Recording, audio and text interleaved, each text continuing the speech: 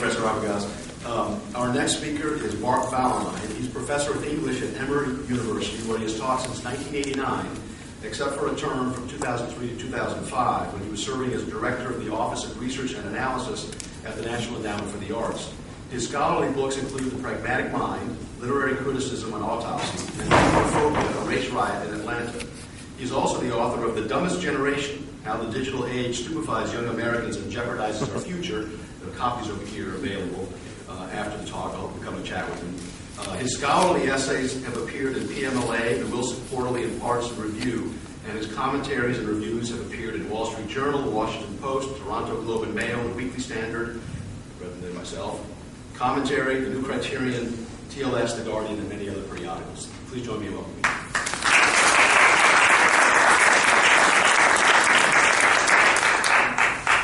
Thank you, Matt. As he said, I'm an outsider here, and I haven't been privy to the discussions in the faculty meetings or the committees or knowing about the terrain in the institution at all. And I'm basing my comments on the documents that Matt sent to me by the different committees and the proposals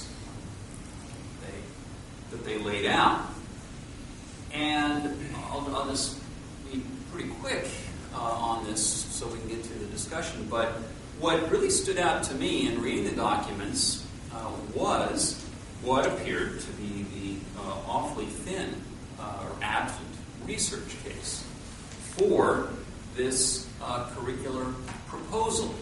The faculty, the committee said they did research, they mentioned their research, but it looks like it's primarily discussions with faculty, the examinations of the mechanisms of the general ed, and the student focus groups. The research that I'm talking about, though, is research that determines the central question of any curriculum, and that is what kind of learning outcomes do we get at the end of the day? How intelligent, how knowledgeable, how skilled are these students who pass through this curriculum or that curriculum? The research case would be that the proposed curriculum is going to yield a better education than the old curriculum. And I did not see any scientific, evidence-based justification. I may be wrong. There may be other materials in which they develop supplemental resources. I'm happy to be corrected on that. But from what I've seen, it isn't there. What I do see is this absence has an uncertain outcome for this curriculum in two areas. One is where the research is, the absence of research is a serious problem. One is this general commitment to what we would call a critical thinking curriculum, a critical thinking pedagogy. Now, what is a critical thinking pedagogy? It is a pedagogy that aims at producing and inculcating in students certain mental aptitudes that we align with critical thinking's the disposition to examine contrary evidence, to be willing to have disconfirming evidence admitted into your own position and examine your position accordingly, to recognize your own biases, to hear from the other side, to listen, to avoid errors of inference and evidence gathering. And you can see that commitment in phrases. For example, in one of the early proposals, we have the phrase, the liberal arts is a way of thinking about knowledge and how it is produced, communicated, and used.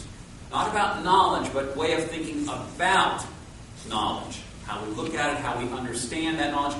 That would be a kind of metacognitive approach to knowledge, not learning the contents of a historical period, but instead reflecting on the nature of that knowledge, how it was gathered, how we understand it, what we do with that knowledge. the emphasis here is on a way of thinking about it. In the next sentence, we have, the curriculum proposed here will guide students through a learning experience that integrates skills and habits of thought fundamental to 21st century citizenship. Okay? So the emphasis is on, again, a cognitive disposition, a certain way of thinking about things that is reflected in the enumeration of the principles we find in the February 5th, 2013 document that includes, in the bullet points listed there, the third bullet point is inculcate in students these skills and habits of critical thinking. Okay. Next one, explore the methodologies and epistemologies of the various academic disciplines. Epistemology is a theory of knowledge. It's not knowledge itself. Now, we can subscribe to the importance of developing critical thinking, but there is something glaringly missing here, and that is the content of the knowledge. We talk about the liberal arts is a way of thinking about, that's a partial definition. The history is also the content of history. Literature is the content of literature. We need to have the domain knowledge recognized as well. As these documents stand, it is not recognized. The emphasis is all 100%. It is on the side, again, of the metacognitive attitude toward that knowledge. Now, what is the problem with that? Well, as I said, there is a research absence here justifying that. And the fact is, there is a great deal of research on critical thinking pedagogies. Most of it tends toward primary and secondary, but there is some on the college level. And the firm conclusion of cognitive psychologists is that critical thinking is not a fully independent mental aptitude. It is not something that you can derive from a course on this and then turn and apply to materials in all different areas. It is instead tied closely to domain knowledge. It works like this way. If you take a course on the American Revolution in a history class, and you're taught critical thinking about the American Revolution, and then you take a test on that American Revolution, you can apply your critical thinking skills quite well. That works in a class. If a month later they give the same kind of test asking you to apply critical thinking questions to World War II, and you haven't done the work to get any familiarity with World War II, your critical thinking aptitude breaks down. It doesn't work. Critical thinking is not something that you can just derive and apply here and here and here.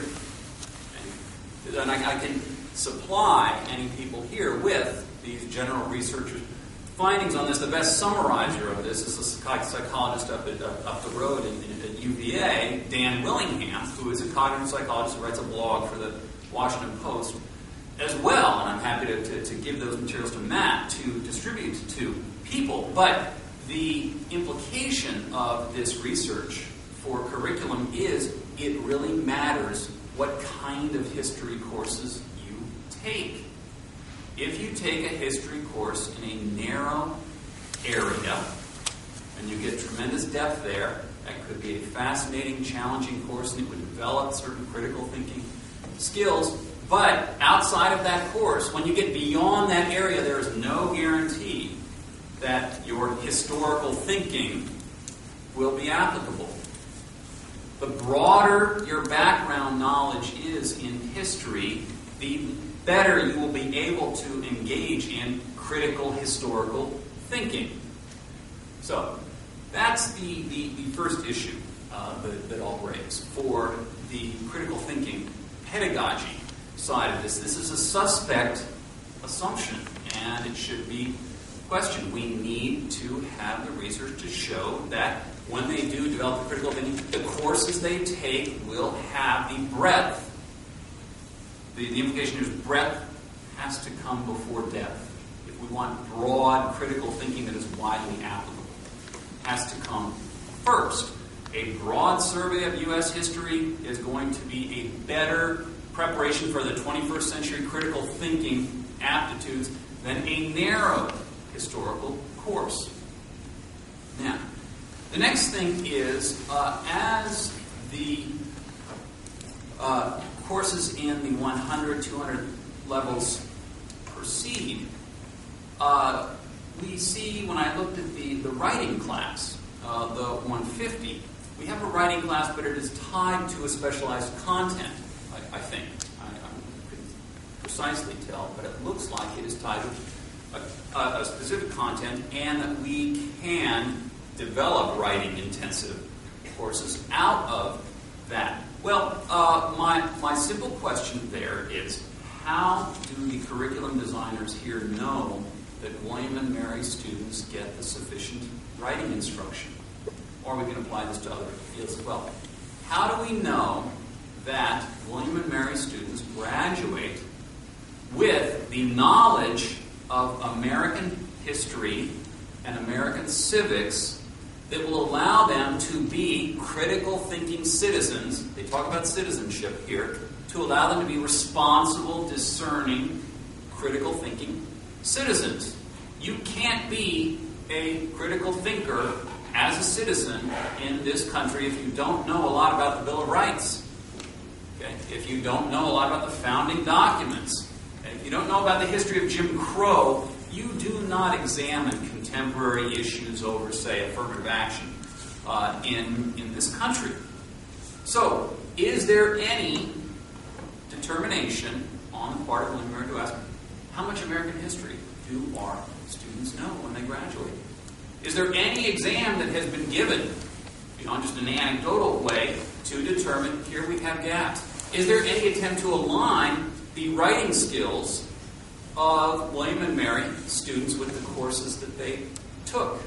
The kind of preparation they had before they came to William and Mary. In other words, the curriculum is designed to change things because of problems that have been sensed in the old curriculum. Well, have they added the actual learning, knowledge, skill condition of William and Mary seniors to that fashioning of the current curriculum?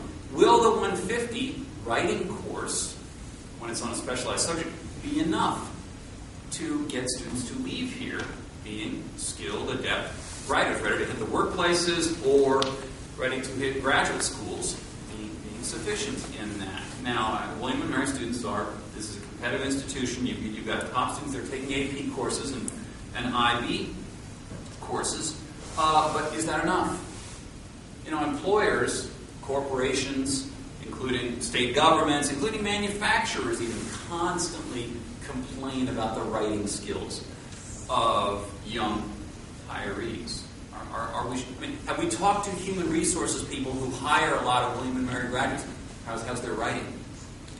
That's just the kind of research, the kind of evidence gathering that we really need in order to bring into a curricular reform. That's the responsible way to go about it. I would not say focus groups with 20-year-olds are the right way. Focus groups with 30-year-old alumni who are often much more aware of what they got and didn't get in college is a better examination than with the current students who quite reasonably operate on questions of convenience and other non-intellectual issues. So I'll stop there with those two research questions to pose to the curriculum and say that without some more sure empirical evidence of why this model is better than the old model, what needs this model needs, then it's an open question whether this is a good thing or not.